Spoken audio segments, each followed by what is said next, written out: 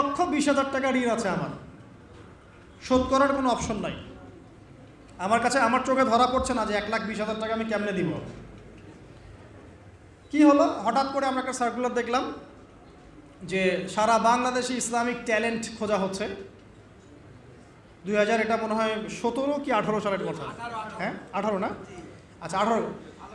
তো হ্যাঁ আলোকিত কেন। তো এখন আমার ওয়াইফ বলছেন যে আপনি এটাতে অ্যাপ্লাই করেন। তো আমি অ্যাপ্লাই করবো, এটা তো আলেমুল আমাদের প্ল্যাটফর্ম, আমি এখানে জেনারেল থেকে আসা মানুষ কেমন করে কি।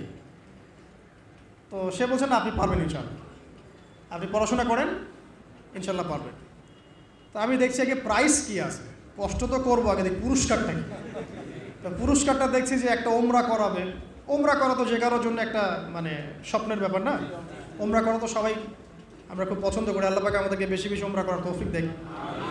আর লেখা আছে যে ফার্স্ট প্রাইজ 3 লাখ টাকা, second prize 2 lakh, third prize হচ্ছে 1 লাখ টাকা। তো সেটা আচ্ছা ঠিক আছে, টানা 4 কি 5 মাস দৈনিক 10 থেকে 12 ঘন্টা করে পড়েছে। টানা 4 থেকে 5 মাস দৈনিক 10 থেকে 12 ঘন্টা, নাওয়া খাওয়া সব ওখানেই। আর যতটা সহজ মনে করছেন আসলে কিন্তু প্রতিযোগিতা অত সহজ নয়। যে কোনো জায়গা থেকে প্রশ্ন আসতে পারে, আকিদা, সিরাত, ইতিহাস, এটা ওইটা অনেক টপিক, প্রায় 36টা বিভাগ আছে। তো আলহামদুলিল্লাহ কীভাবে জানি আস্তে আস্তে উঠতে পারলাম। গিয়ে দেখলাম যে হ্যাঁ টিভি রাউন্ডে চলে গেছি। আমি তেমন কিছুই করি নাই, আমি শুধু পরিশ্রম করেছি, আল্লাহর কাছে বেশি থেকে বেশি দোয়া করেছি যে আল্লাহ আমার ঋণ আছে, ঋণ শোধ করতে হবে একটা।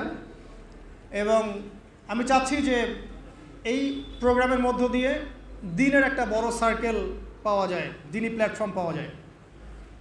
তো আলহামদুলিল্লাহ আল্লাহ পাকের ইচ্ছায় সেখানে একটা ভালো রেজাল্ট হলো এবং সেখানে ওমরাও করা হলো আলহামদুলিল্লাহ।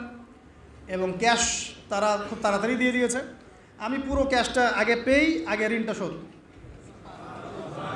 এখন এই সময় কিন্তু আমি দোয়াটা করেছি, আল্লাহুম্মা কফিনি বিহালালিকা আন হারামিক ওয়া আগনিনি বিফাদলিকা আম্মান সিওয়াক। দেখেন আমি কিন্তু জানতামও না এমন কোনো প্রতিযোগিতা হবে, আমি সেখানে পার্টিসিপেট করব, ওই ওসিলায় ওমরা করব, ওই ওসিলায় আমার ঋণও শোধ হবে, আমার কিন্তু মাথায় ছিল না। সূরা ওয়াকিয়া কোন সূরা? এটা কোন সূরা?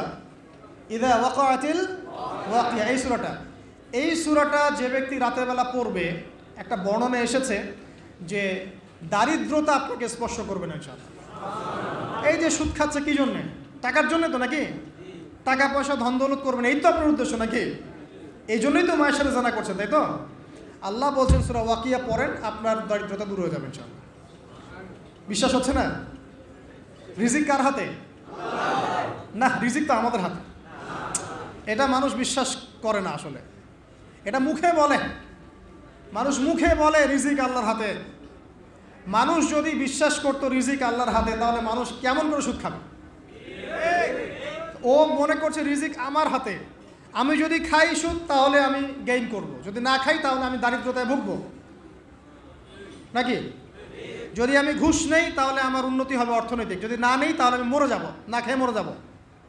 যদি আমি দুর্নীতি করি তাহলে আমি বাঁচবো, আমার সন্তানরা ভালো থাকবে, যদি না করি আমি দারিদ্রতায় মরে যাব, তাই তো? এই কনসেপ্ট ছাড়া কেউ এগুলা কাজ এমনি করতে পারে নাকি? নিঃসন্দেহে আমরা মনে করি যে রিজিকের মালিক আমরা, আল্লাহ নয়। শুধু মুখের মধ্যে বলি যে রিজিকের মালিক আল্লাহ। রিজিকের মালিক যদি আল্লাহ হতো তাহলে আমি হালাল পথে থাকতাম এবং তাওয়াক্কুল করতাম যে আল্লাহ আমাকে যা রিজিক দিয়েছেন তা তো আসবেই, আসবে না? আসবেই। আপনাকে যদি আল্লাহ পাক, কি বলবো, এটা কোন জেলা? লালমনিরহাট। লালমনিরহাটের 100 একর জায়গায় যত ধান হয়, এতগুলো ধান যদি আপনার আমল নামায় লেখা থাকে, মানে আপনার আমল নাম হচ্ছে রিজিকে, তাকদিরে আপনার তাকদিরে যদি লেখা থাকে যে আপনি 100 একর জমির ধান খাবেন তারপর মরবেন, আছে না লেখা? আচ্ছা, একটা দানা কম বেশি হবে? আপনি যদি আল্লাহর প্রতি তাওয়াক্কুলই করেন তাহলে আপনি হালাল পথে থাকবেন, বিশ্বাস করবেন যে আল্লাহ পাক যেটা লিখে রাখছে আমার তাকদিরে রিজিক, এর একটা দানা রেখেও আমি পৃথিবী থেকে যাব না, সিম্পল। তখন আপনার অন্য পথে যাওয়ার কোনো কারণ নাই। আর যখন আপনি বিশ্বাস করবেন না, না এটা আমার হাতে, আমি যত পরিশ্রম করব তত রিজিক বাড়বে, আমি যত ঘুষ নিব তত বাড়বে, যত সুদ খাবো তত বাড়বে, যত দুর্নীতি করবো তত বাড়বে, তখন তো রিজিকের এই পুরো দায়িত্বটা আল্লাহ পাক আপনার হাতে ছেড়ে দিবেন। আল্লাহ পাক আপনাকে কোনো বারাকা দিবেন না। ইয়ামহাকুল্লাহু রিবা ওয়া ইউরবিস সাদাকা। সদকা করলে সম্পদ বৃদ্ধি পায়, আর রিবার মধ্য দিয়ে সম্পদ ধ্বংস হয়ে যায়, একদম মাটিতে মিশে যায়। কীভাবে ধ্বংস হয় সেটা এখন আলোচনা করার সুযোগ নাই, সময় নাই। আমি ইনশাল্লাহ আরেক দিন শুধু রিবা নিয়ে আলাদা আলোচনা করবো ইনশাল্লাহ। এটা সমাজের নিচু লেভেল থেকে উঁচু পর্যন্ত দরিদ্র মানুষদেরকে আরও দরিদ্র করবে, আর ধনীদেরকে আরও ধনী করবে। সম্পদ এক শ্রেণীর মানুষের হাতে গিয়ে জমা হয়ে যাবে, সবার হাতে সম্পদ এভাবে সার্কুলেট করতে থাকবে না। আর যখন আপনি জাকাত ভিত্তিক অর্থনীতি চালু করবেন, সদকা করবেন, হালালে থাকবেন, ব্যবসা করবেন, তখন সম্পদ এক হাত থেকে আরেক হাতে ঘুরতে থাকবে। এটা এমনি বুঝবেন না, ইনশাআল্লাহ আরেকদিন বুঝাবো। আসেন, যে দারিদ্রতা দূর করতে চান, সচ্ছলতা চান, কয়েকটা কাজ করেন। এই যে বললাম, 1 নম্বর সূরাতুল ওয়াকিয়া তেলাওয়াত করেন, 5 ওয়াক্ত নামাজ জামাতে পড়েন, ডেইলি কিছু সময়ের জন্য কোরআন তেলাওয়াত করেন, আর আল্লাহর কাছে রিজিক চান, জিকির বেশি বাড়ায় দেন। পারবেন না ইনশাআল্লাহ? আর একটা দোয়া শিখাই দেই ইনশাআল্লাহ। এই দোয়া করলে রিজিক তো বাড়বেই ইনশাআল্লাহ, আপনার যত ঋণ আছে ইনশাআল্লাহ আল্লাহ পাক শোধ করে দিবেন। বিশ্বাস করলেন না? এই দোয়া শিখাই দিচ্ছি, এই জন্য আমাকে হাদিয়া দেওয়া দরকার, স্পেশালি আমাকে এখন হাদিয়া দেওয়া দরকার। একটা গুরুত্বপূর্ণ দোয়া শিখাই দিচ্ছি। আলী রাদিয়াল্লাহু আনহু বলেছেন, কোনো ব্যক্তির যদি পাহাড়ের সমানও ঋণ থাকে, এই দোয়া যদি আমল করে, আল্লাহ পাক ওই ঋণও শোধ করে দিবেন ইনশাআল্লাহ। ঋণ কেমন জানেন? ওই যে এখন মানুষ ঋণ নিচ্ছে 1 কোটি টাকা ব্যাংক থেকে, 2 কোটি টাকা ব্যাংক থেকে, হ্যাঁ, কত বছর, 10 বছরের জন্য, 20 বছরের জন্য বাড়ি করছে, তাই না? তার ধারণা এমন যে সে মারা গেলে তার ঋণটা কেউ না কেউ শোধ করে দিবে, তাই তো? আর আল্লাহর রসুল কি বলছেন দেখেন, একজন মারা গেছেন, নবী সাল্লাল্লাহু আলাইহি ওয়াসাল্লামের সময় একজন মারা গেছেন। তো নবী করিম সাল্লাল্লাহু আলাইহি ওয়াসাল্লাম বলছেন, এই ব্যক্তির কি কোনো ঋণ আছে? একজন সাহাবী বলেন, হ্যাঁ ইয়া রাসূলুল্লাহ, তো ঋণ আছে। নবীজি বললেন, তোমরা ওর জানাজা পড়ো, আমাকে ডেকো না। তোমরা ওর জানাজা পড়ে নাও, আমি জানাজা পড়তে চাচ্ছি না। আমি এখন কেমন করে আপনাকে বুঝাবো ঋণ কত ভয়ঙ্কর জিনিস। আপনি যে ব্যাংক থেকে 3-4 কোটি টাকার লোন নিয়ে রাখছেন, লাখ লাখ টাকা লোন নিয়ে বসে আছেন, দিব্যি সুখে বসে আছেন, এমন চিন্তা যে আপনার মৌত হবে না। আর নবী সাল্লাল্লাহু আলাইহি ওয়াসাল্লামের সময়ে একজন মারা যাচ্ছেন, তিনি বলছেন তোমরা জানাজা পড়ে নাও, আমি জানাজা পড়তে চাচ্ছি না। মানে ঋণগ্রস্ত ব্যক্তির জানাজাও তিনি পড়তেন না। তারপরে একজন এসে বললেন, ইয়া রাসূলুল্লাহ, আমি তার ঋণ শোধ করে দিব, তার যা ঋণ আছে আমি শোধ করে দিব। তখন নবী এসে জানাজা পড়লেন সাল্লাল্লাহু আলাইহি ওয়াসাল্লাম। তো আপনার এই কোটি কোটি টাকা ঋণ শোধ করার লোক তো রেডি আছে নাকি? আছে না? সমস্যা নেই, আপনার জানাজা পড়া হবে, কারণ হুজুরকে আপনি 5,000 টাকা দিবেন, হুজুর জানাজা পড়াই দিবে, কোনো সমস্যা নেই। তারপরে আপনার মিলাদও হবে, আপনার একটা বড়সড় দোয়াও হবে ইনশাআল্লাহ।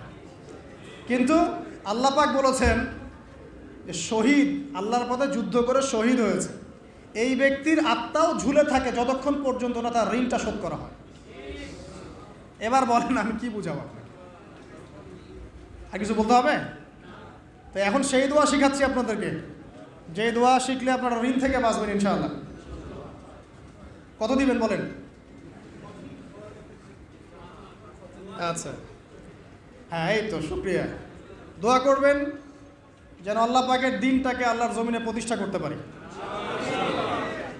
আমার সাথে বলেন, দোয়াটা হচ্ছে আল্লাহুম্মা ইকফিনি বিহালালিকা আন হারামিকা ওয়া আগনিনি বিফদলিকা আম্মান সিওয়াকা।